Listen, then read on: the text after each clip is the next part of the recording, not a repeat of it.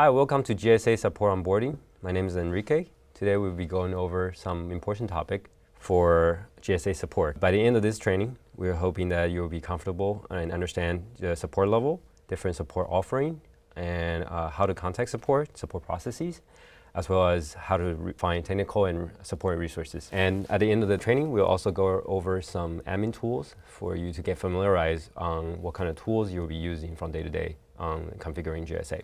So first, we will go over the topics. We will go over the support, team structures on how to contact support, escalation and support processes, priorities and SLA commitments, as well as terms of support license agreements. And then we'll go over the requirements of remote access, different way of remote access that we support. And then we'll go over a quick demo of support portal, showing you how to file support cases, where to find support information, as well as support-related documentations. Next, we will go over technical resources, where to find technical resources, and if you have any kind of extra needs outside of the support scope, we'll go over that too. Working with GSA, we'll go over some tools that you'll be using day-to-day to work with GSA, such as Admin Console, Version Manager, and Network Configuration Wizard. So first, we want to go over the team structure. We have 4 offices across the globe. We have Mountain View, New York, Zurich, and Tokyo. So you can be confident that whenever and wherever you are and when you file a support request, we will be able to assist you promptly. However, I do want to note there are some GSA that's purchased through a reseller. If the reseller is providing support services, then the support request will first go through the reseller. There are a few rules in our team, including support engineer, escalation manager, support manager. Support engineers are the personnel that you'll be working most of the time. To triage the technical issues as well as finding technical solutions. When you have escalations, then there will be escalation manager on duty will be assisting you. All of us are managed by the support managers. We have a list of the hours of operations here in US, APAC, and EMEA. But however, these are local time, so you can feel confident that whenever and wherever you are, we are working around the clock to assist you. There are also a small team rotating for providing the paging support. And paging is only for production down issue for premium support level. Next, we want to go over the list of our support offering. All the GSAs comes with standard support that's included with no additional costs. On top of that, there are a few optional offerings, including collaborative support, premium support, disconnected support, and disconnected and premium support. Premium support basically is the standard support plus the collaborative, and also faster SLA, as well as off-hour production down paging. Whereas disconnected support fits into organization that does not allow any kind of remote access. So in order to find out what is the proper offering for you, please consult your account manager and also understand that these vary by organizations. So the next slide shows you what's included for each of the support offering. Variations of different phone hours, paging availability, as well as collaborative support for utilizing technology such as WebEx and GoToAssist. And details as far as for the disconnected support and disconnected freemium. All the GSA comes with a welcome letter that's sent in the email, so you can learn more information on the offering for your GSA from that email. Also, you can feel free to consult your account manager as well as file a non-technical case to get that information from us too. There's an important documentation called Technical Support Service Guideline.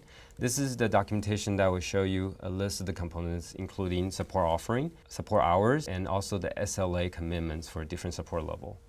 And I've included the link on this document in the slide deck. SLA stands for Service Level Agreement. And next slides, we are going over some of the commitment that we have for each priorities. We'll go into the definition of the priority and an example in a bit. However, for each priority, the SLA for 2 business hours, 4 business hours, 1 business day, and 2 business days for standard support. Whereas, as you can see, for premium support, we offer double as quickly for response time for each level. Also, for premium support, it comes with the production down paging option. So for that, we are committed to respond to you within an hour. Next, we are going to go over definition for each priority level. P1 stands for deploy production surge that previously was working, stop working. For example, if you have a surge that was previously providing results in the production that stopped working all of a sudden, then that's a P1. P2 is for non-production surge that went down. as well as if you have a hot backup that's in the production, but then it's a hot backup that stopped working, then that's also a P2. Or if you're getting results intermittently or unreliable behavior on the GSA, then those are also considered P2. P3 is for errors during configuration or non-critical issues that you see during day-to-day operations. P4 is for anything else, basically from informational questions or feature requests, things like that. Our support engineers will review the case one by one and then understand what's the issue and then also adjust the priority level to the proper level. If you file a P1 case but then you mark it as P4, we will adjust it up to P1. However, if you file a P4 case and mark it as P1, then we will adjust it to P4 accordingly. You may want to know how to contact us at all. So there are different ways. However, the best starting point is the support portal. The support portal URL is included in the slide, google.com/enterprise/portal. In the support portal, there's a lot of important information that you can get. We'll get into that via the demo later. However, if you want to know how can you access the support portal at all, there should be a credential that's sent to you in the email during the starting of your support duration. However, if you need a request for access to support portal, then there's a link conveniently located on that same page on the support portal login page. You can click on that to get to the form so that you can validate yourself, and then we'll provide the credential afterward. There's also paging for production down issues for premium support customers. Again, that information is also provided in the support portal. Also, you can contact us by phone. The phone number is listed on the slide. We implemented a PIN number mechanism to authenticate you because we want to avoid spammer calling to ensure that we service your need at the quickest possible time. From admin console, one of the major tools that you'll be using day to day, there's a shorthand. There's a quick link also on the upper right-hand corner called Contact Support. You can get more information on that too, the same information that we had just gone over. Again, we want to visit the topic of phone support. Premium support customers, you can call in during any time. Within the business hour, you can feel free to call in to inquire case status. Our personnel will be happy to assist you open support cases. For phone support, it's available for premium customers at any time. You can call in to inquire case status as well as getting assistance to open new support cases. For standard support level, it's only available within the business hours and for production down issue. Again, there's a PIN number which is available on the support portal once you logged in to authenticate yourself when you call into the phone. On the same slide, we also included information such as business hours, business days, and support holidays for you to understand when's the availability for getting phone support. If you're not happy with the support assistance that you're getting, you can press the escalation button to escalate the case. And there are several scenarios that this could happen. 1, resolution time is taking too long. 2, more technical expertise is required. 3, if the issue has a high business impact that you'd like to address with our management. And how? As I said, you can actually go into support portal. Go into the case, and there's a escalation button right there for you to click to escalate the case. So when you click the escalation button, a separate case will be created and assigned to the escalation manager on duty. The escalation manager will review the case as well as the original technical case with the technical support engineer, and then to find out what's the best way to address your support need.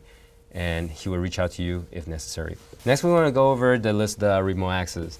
We found that it's very important to have the remote access ready at the beginning as early as possible in the support process, because we found it to be the most efficient way to diagnose the issue, to understand where the issue is, and speed up to identify the root cause analysis and also find the best resolution for you. So we will go over the list of the supported remote access methods with you in the next slide.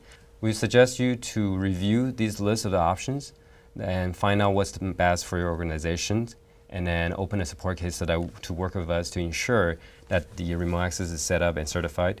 So when you actually have a support need, then we'll be ready and to engage the support issue. So here are the list of the options for remote access. The most popular option is called the support call.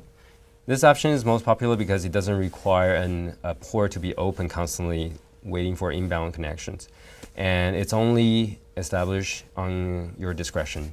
You can enable and disable at any time within the admin console. There's also a direct SSH, software VPN, as well as modem. There's also the method of using GoToAssist or WebEx.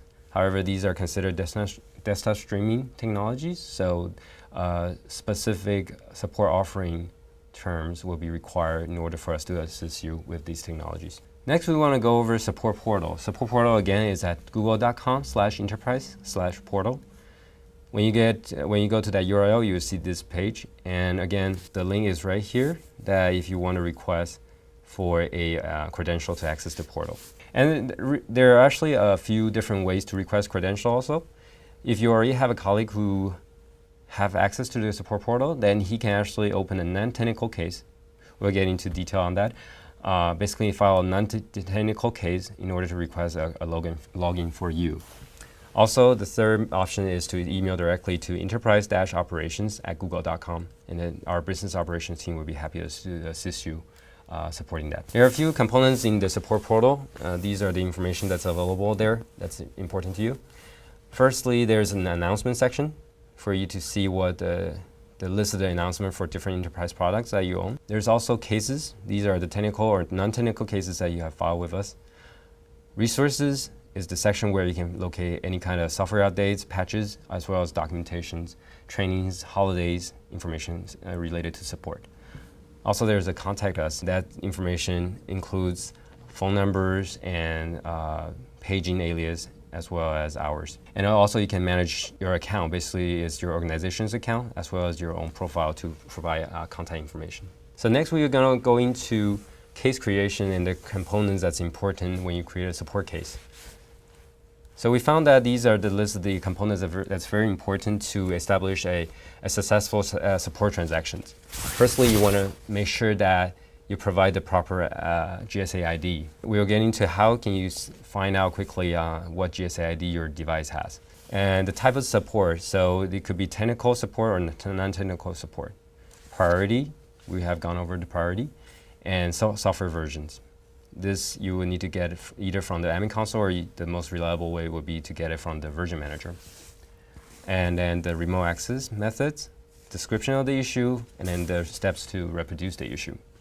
These will help the GSA support engineer to quickly understand which GSA is having the issue, why, what kind of issue is observed, what kind of expectation you have, and then the step to reproduce the issue so that we can quickly understand the issue. These components are also laid out here in a visualization. There are a few scenarios where you want to open non-technical cases. If you have any access issue or if you want to request credential to access the support portal. Secondly, if you have any issue with the license, you want to request a license file to be delivered to you. Thirdly, if you want to update any kind of contact or your personal information on our enterprise database. So next slide, we're going to go over the actual support portal when you create a case. This is the screen that you'll see when you open a case. These are, and as you can see, there are the components that you need to make sure that to provide the proper information so that we can quickly engage on helping you. And when you open a case, you will be able to see the screen where there's an escalation button in order to escalate the issue if you feel the need. Next, we're going to go over a quick demo on how to work with Support Portal. So over here, you will be able to see the control to adjust any kind of contact information related to your profile. This is to ensure that Google Enterprise have the most up-to-date contact information so that when we need to use these information, such as shipping you a replacement device, then those information will come in handy. Clicking on the My Account link will go into this page. You'll see that this is related to your organization. And you'll be able to see that how many contacts within your organization actually have portal access, who can also submit support cases. Next is cases. The default view is actually for you to see the recently open cases. However, if you want to see a full list of the open cases, you just need to make sure to switch to open cases and click go. When you click on the open cases, you'll be able to see the full list of the open cases that your organization currently has. Not only include your own cases and also your colleague who may be working on the same device but different issues. It's very helpful that you can see what each others are working on. When you click into the case, you'll see, as mentioned, that there's an escalation button here. And you can also see more information as to what the case issue, as well as the previous support transaction as to. Please note that there are two forms of communication that support can work with you on the support case. There are the case comments, where you can see in the history view in support cases here. However, if you use emails, then which provide the CC to include a larger audience in the email distribution, but then however the email doesn't get recorded in this view. Okay, let's go back a step and then let's try creating a new support case. When you create a new support case, this is the screen you'll be seeing. You want to make sure to select the proper enterprise product. For that, this is the GSA and then that's the GSA ID. If you don't see that a device that you currently own is not listed in this drop-down menu, they should be all associated to your organization before you create a case, but then if you don't see that, then there's also this option for you to select. So you want to first make sure that you select the proper product family. In this case, is GSA, and then the group, the proper components that you're having issue with. Let's say we're having a license issue, and then let's mark it at P2. You want to make sure that you select the proper software versions and then the remote access method. If you have any additional information related to the remote access, it's great that if you can include them here. For example, if I want to offer support access via modem, then I want to include the modem number. Something like that. So once you filled out all the information, then you can just create a new case. Next, we want to go into the resources. This is a very important section where you can find any kind of information and documentation related to support.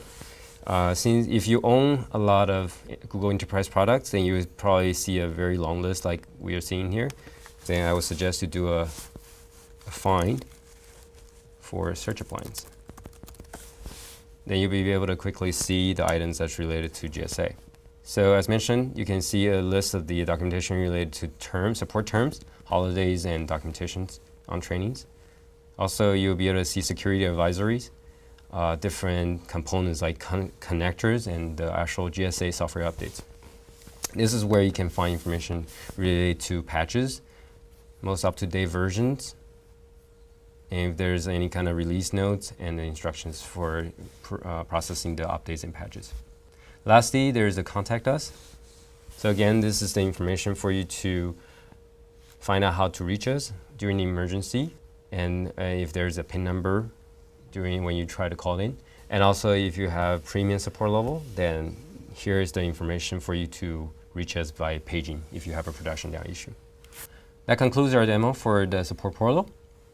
At the end of every support interactions for a support case, we will send out a feedback survey. Please help us improve our service to you in the future by filling out this survey. We care a lot about this survey, and our management and ourselves actually review the survey. So please let us know how we can improve our service to you. Next, we want to go over a list of the technical resources where you can find help as well as find technical documentation. Firstly, again, the support portal is the best place to start. This is where you can find support-related information. However, if you're looking for product-related information, then you want to go into this main documentation here. So this is the main technical documentation for you to get started. If you have any kind of issue, feel free to search for the technical issue that you're having. For example, if you want to search SAML, you'll be able to quickly find the documentation related to the topic. Also, you can navigate through the tree that we have available here. The top portion is the how-to for you to find out how things work on the GSA. For example, the main documentations are located in the product documentation here. So these are the documentation depot that consists of all the topics. Also, if you want to learn more about the connectors that we support, there's a connector documentation list here for different connectors. The lower section is for you to find solutions on a problem you're trying to fix. For instance, if we were trying to find a problem that we have during feeding, then we'll click on feeds, and then you would try to find the specific error that you're seeing or kind of an issue you're running into. For example, if I'm seeing this error, then I'll go into here and find a solution. So next, we want to go into training. On www.learngsa.com, you can find all kinds of training material, including instructor-led training, as well as a list of the YouTube video that we offer for you to review specific topics. And there's also a list of live webinar we offer from time to time for you to learn more about GSA and how things work. If you have any kind of issue that's not covered within the support scope, for example, if you're having issue with XSLT editing or any kind of customization, I would also suggest to check out user forum. There's an open community where our partners are some resellers and technical personnel we've experienced with dealing with GSA. The personnel are all on the forum that's ready to assist you. If you're looking for a more in-depth deployments or complicated deployments, then you may want to look for a partner to assist you with that. For that, there's a list of the directory here for you to search for an enterprise search partner. If you're looking for a way to integrate different content on GSA to make them searchable, and they are not available, there's no currently supported connector to do so, then I would suggest to go to the marketplace where you can find third-party built connectors to integrate these contents into GSA. So far, we've gone through most of the support-related topics already. You have learned what kind of support terms and offerings are available. You also learned how to contact support and support processes. Next, we want to go over some of the tools that you'll be working day to day. So there are only 3 main tools that you'll be using. First is the network configuration wizard. This is only for initial configurations, or if you want to change networking for the GSA, or for instance, if you forget admin accounts that access the GSA configuration, then this is the place to reset that. Next is the version manager. This is the place for you to apply software updates, patches to the GSA. Lastly is the admin console. We'll go over in more detail. Basically, it's the main location for you to configure GSA. So this slide actually shows you these components with the locations to access them. So when you connect a PC to GSA's orange port to configure the GSA, you will see this page. So again, this is the location for you to configure anything related to the GSA's networking, as well as resetting the admin credentials. And then this is what you will see when you log into the version manager. Typically, when you log into the version manager, you will see the top portion of the version manager here. This is the section for you to apply patches and updates. And also it shows you what the current version that's installed on the GSA. There's also a hidden interface where you can access the lower portion. And this is optional because this is just an additional alternative way to manage GSA support call, as well as reboot GSA or perform a shutdown. Typically, you will be using admin console to achieve such task. And that's the next where we're going to get to, admin console. When you log into the admin console, this is the interface you'll be seeing. Again, on the upper right-hand corner, you can learn more on how to contact support. And we'll go over the sections on the left to see which section you can find the right configuration to perform your goal. Firstly, there's the crawl index section. This is the section where you can configure the GSA to allow GSA to understand how to communicate with the content server. So firstly, you want to configure the patterns for the GSA to explore your content repository to make sure it finds the proper documentation to index. And then there's also feeds. This is the different mechanism for you to introduce different content into the GSA. And also under the same section, there's also the authentication, including crawler access and forms authentication for you to configure GSA to authenticate with the content server. Also, this section has control over how GSA will be performing with the content server as far as the load. So there is the control over host load, as well as how frequent that the GSA should be crawling the content server. The next section is the serving. And under this section, this is also the location for you to configure search time authentication to let the GSA know how to authenticate the search user in order to deduce the credential for it to perform authorization checks. So that way it can decide whether a secure result is authorized to be viewed by the search user. Next section is the status reports. This is a very important section for an admin because this is where all the tools is for you to troubleshoot issues. For instance, if you look at the first page, crawl status, you can see the table showing you the status of the crawler. Basically, the counts of the URL that GSA was able to find that matches the pattern configured in crawler index, and also the current count for all the documents that's currently in the index. There's also a tool named Crawl Diagnostics. If you want to navigate through GSA's index to see what's currently indexed in the GSA and the structure of them, then that's the location you want to go to. So real-time diagnostics is another useful tool. Over here in the manual fetch section, you will be able to put in a URL in your content server and then click on fetch. And then that way the GSA will be able to emulate a crawl. That way you can see the HTTP headers transaction during that crawl. This is very useful when you're trying to troubleshoot things like forms of authentication issue when the crawler needs to authenticate with something before it can access the content in order to index. Another useful tool I want to point out is the packet capture. It's a little bit below on this page, and this is basically TCP dump from the GSA. It's very useful when you try to troubleshoot things like SAML or Kerberos related issues. There are other tools also included in this section, including serving status and crawl status, as well as the serving logs and search logs. This is a location for you to export those search logs and analyze and see how your user is using the GSA for search. So we skip over a few sections, including connectors, which is another different mechanism for you to configure and integrate different content to allow GSA to index and search, provide search for them.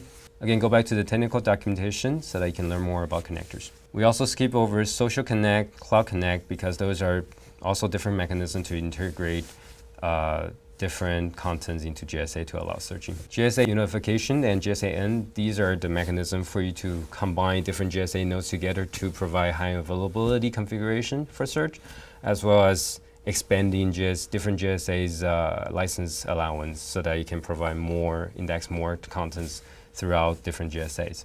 Lastly, administration. This section provides all the other configuration, including networking, DNS, and if you want to allow LDAP authentication for accessing admin console or SSL search installation, this is the location to do that. Lastly, we talked about how to find the GSA ID, the asset ID, when you're trying to submit a support case. This is the location to find them. So on every admin console page at the footer line, if you scroll all the way down to the bottom of the GSA page, you'll be able to see this About link. And when clicking on the About link, you'll be able to see the GSA ID right here. Thanks again for viewing this presentation. We have gone over the support terms and support processes, how to locate the documentations as far as GSA support and also the technical resources. And also we've gone over the support tools. So I hope this is a very useful presentation for you. Thank you.